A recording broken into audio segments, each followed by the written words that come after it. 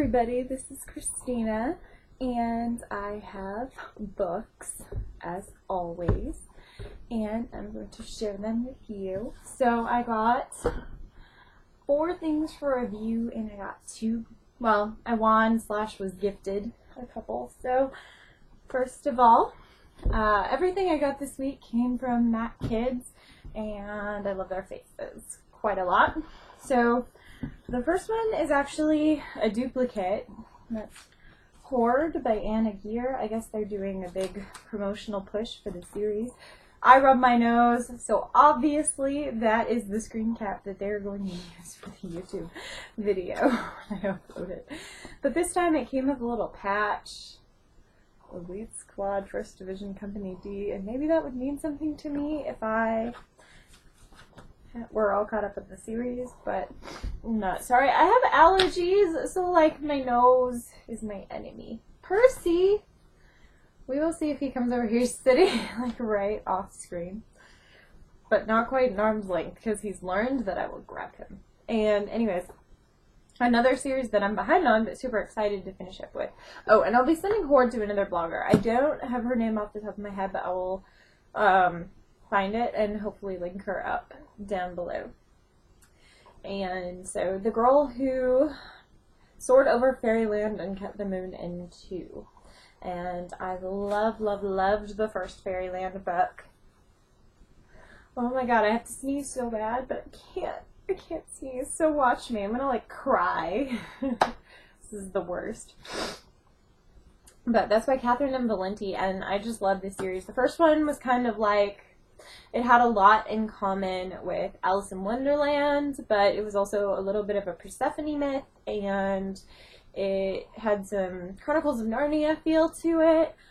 And on top of that, it's middle grade, but the writing is absolutely gorgeous. And there is a dragon who is who's a dictionary, wyvernary or something like that.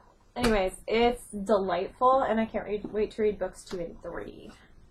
And then I got my first ever non-eGalley graphic novels for review, and I am super excited about them.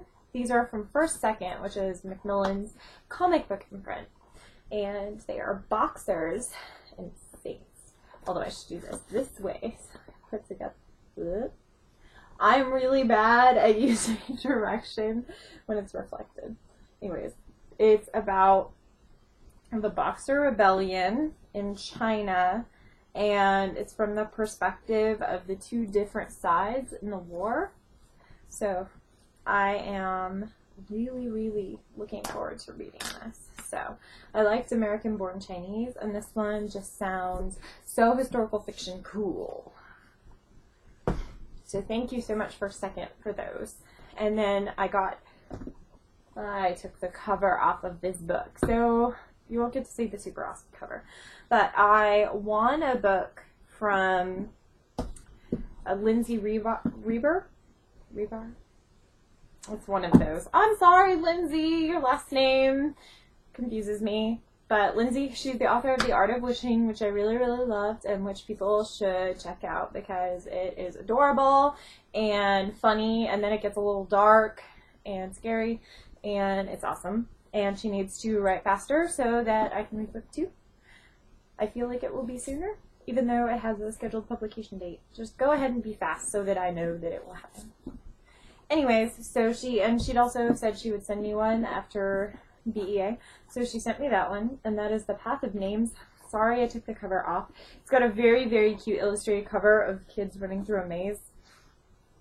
And I like how there's, can you see that detailing? There's a maze inscribed on the hardback, and it's by R.E. Goldman. It's published by Scholastic, and I am about 100 pages in, and it's really good so far.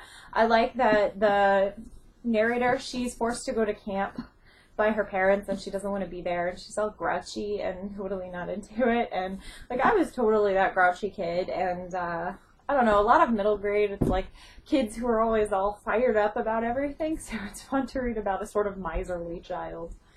And then the one that I won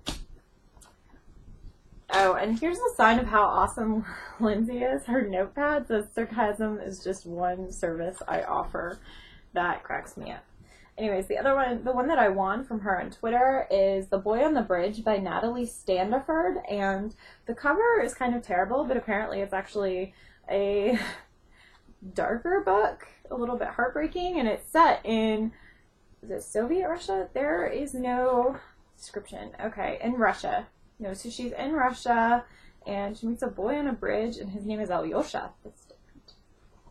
So, okay, I don't know exactly, but culture, it's set in Russia, okay? It's set in Russia, so I am excited. That is really all I have to say. And Lindsay liked it, and I know that she's more of a character-focused reader, I think, so I'm hoping that I will love it. And that comes out in August, also from Scholastic. Alright, I have nothing else for you guys, and I'm sorry, but the cat totally ran off, so no cat this week. Bye! See you next week.